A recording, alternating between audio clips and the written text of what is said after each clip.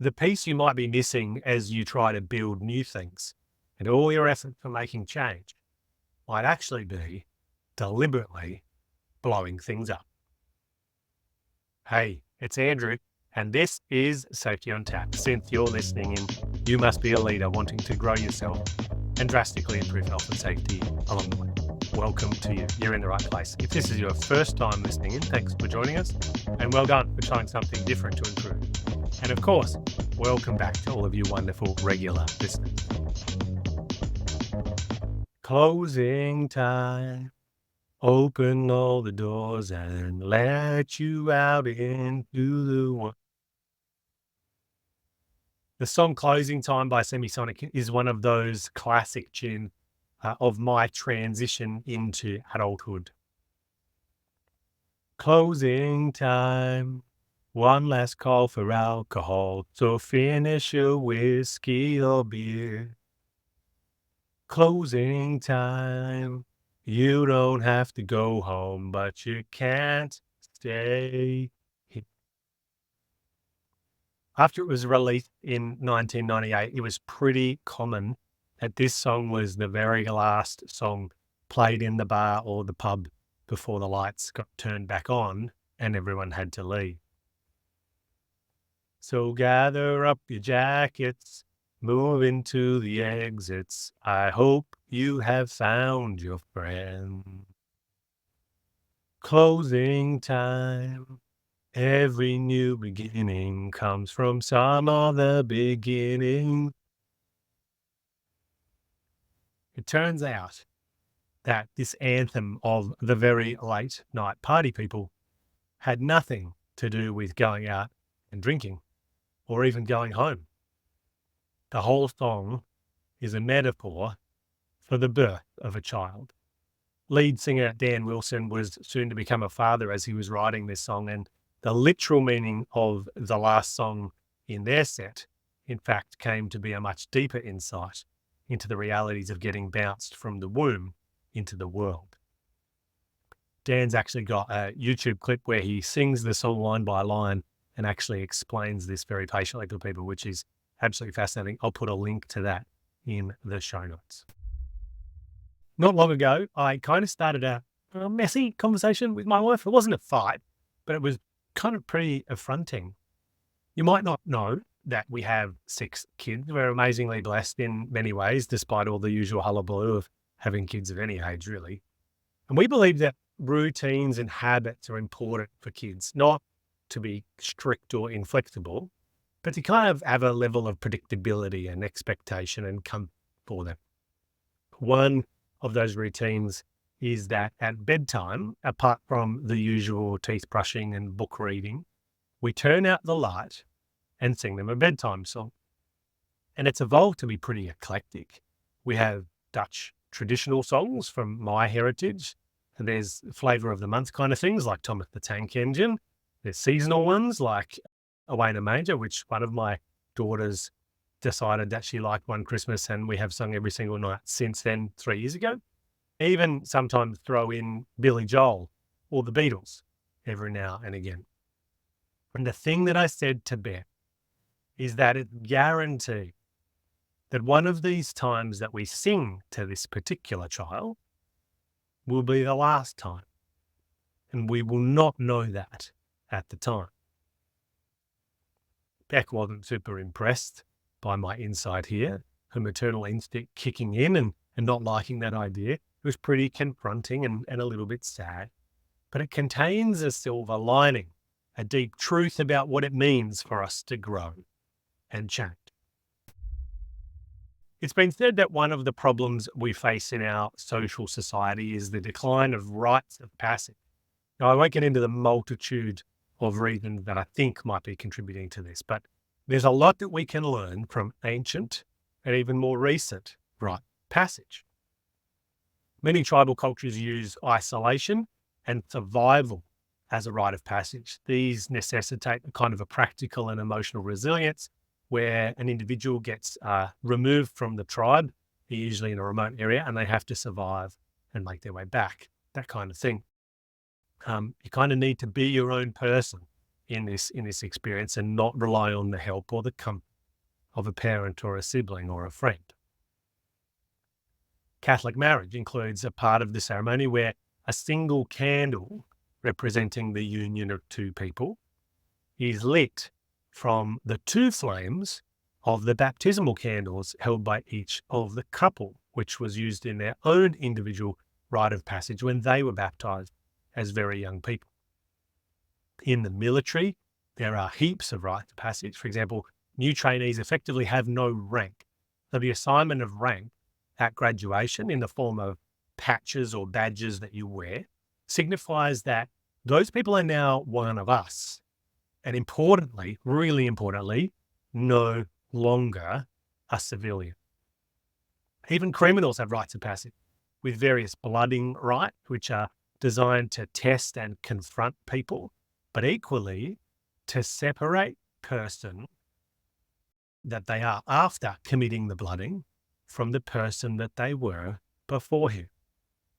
For most of human history, we've been engaging in rites of passage that mark us becoming, but also mark us leaving, finishing, rejecting the person who used to be us.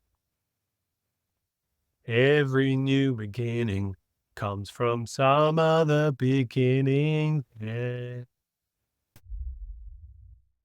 By now, you know that I spend most of my time working directly with health and safety leaders and their teams to enable them to become more relevant to their organization, more valued by their stakeholders, and more effective in shaping the actual health and safety of work.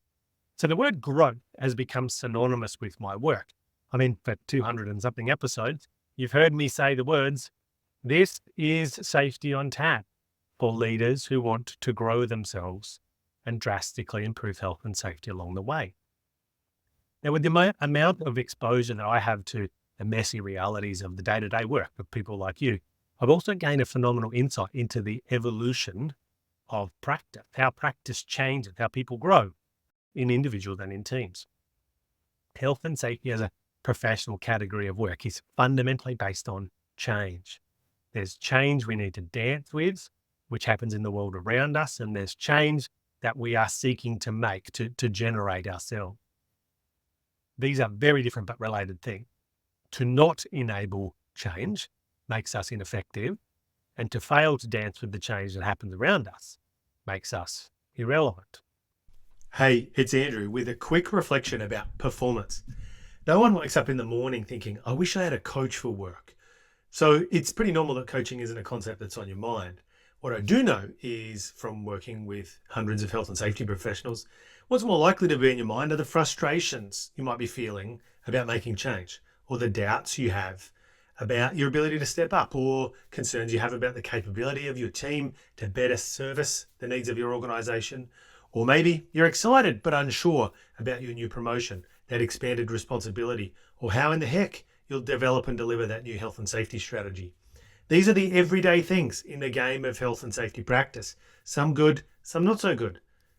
A coach is not on the field of play with you. They don't pass you the ball and tell you what to do.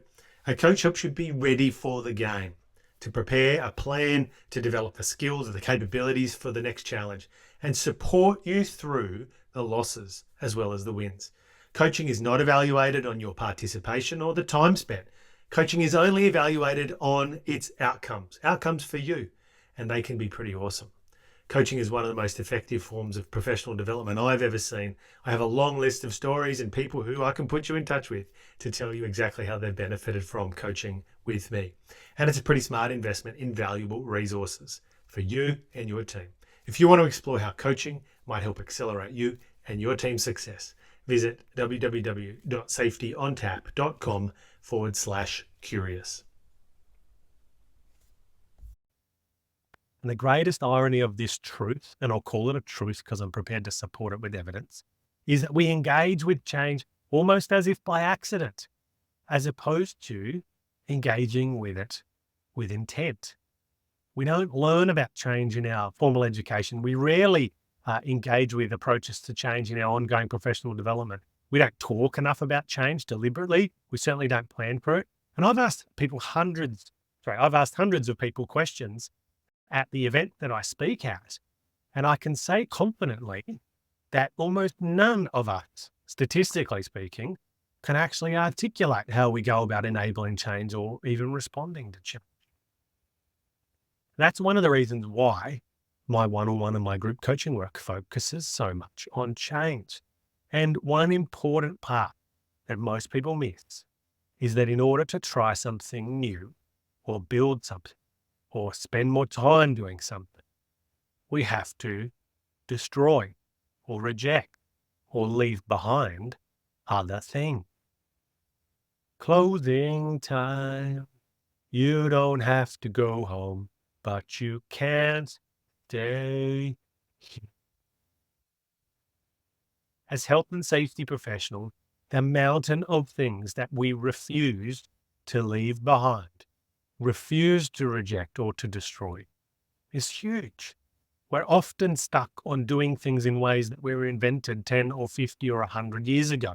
We continue to defend things like the proceduralization of so many tasks and processes at the same time that we know that that doesn't work.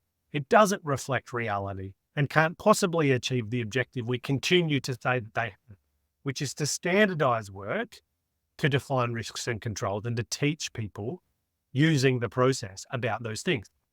We develop training that assumes everyone is the same, when we know that everyone is not the same. So experienced hands feel like idiots, and inexperienced greenies are often thrown into the wild unprepared. We know that technology is racing around every facet of our lives, and we persist with paper or Word documents or SharePoint, even though these things are often old, inflexible, and categorically often worse than using other forms of communication and documentation that are available at our fingertips. If only we decided to let go of the old and embrace the new. We start new jobs, excited to bring all the stuff we did at the old job to the new one, without reflecting on how much of that we need to reject or ignore or leave behind. There are a million reasons why we can't fully break from the past. That is an impossible goal. And I'm not suggesting some kind of crazy severing from everything that you should do. The thing is, a young tribal teenager left in the wilderness for a few days still gets to come back and see his family. They are not gone. What is gone is the person he used to be. My kid who decides that they don't want a bedtime song, they're not rejecting us as parents.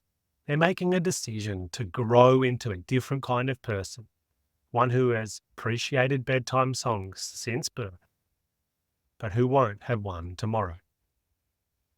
The birth of a child means the end, the destruction of a pregnancy. It also means the end of your individual adult existence as a parent, as your life forever will be intertwined with this new human being that you've created. The young adult who wants to chase an education or a job or a dream will break down their nuclear family deliberately by moving across the country or across the world. There are people rejecting industry common accepted performance indicators in order to create the space and attention for other kinds of more useful data in health and safety reporting. There are people deciding that we will no longer do a certain work practice this way because we know a better and safer way to work. And the rejection of that past practice is an inherent part in making the new one happen. There are people who are introducing new concepts and language, things like learning, care, diligence, curiosity, openness, which means that they're also leaving behind, deliberately, investigations, interviews, root cause, buy-in, and simple explanations. There are people who are even playing around with what it means to do health and safety better by removing the words health and safety from their job titles and their function and their vernacular, from their systems and their ways of working. Now, that's a brave and exciting idea, that we reject the very label of our identity in order to do that work better. That is a phenomenal kind of destruction that needs to happen to make things better. As a health and safety professional, it's vital that you are approaching change deliberately. And one of the most healthy and useful things to do is to work out what you need to reject, destroy, or leave behind in the past in order to fully explore that future that you seek to create. Thanks so much for listening. Until next time, what's the one thing you'll do to take positive, effective, or rewarding action to grow yourself and drastically improve health and safety along the way?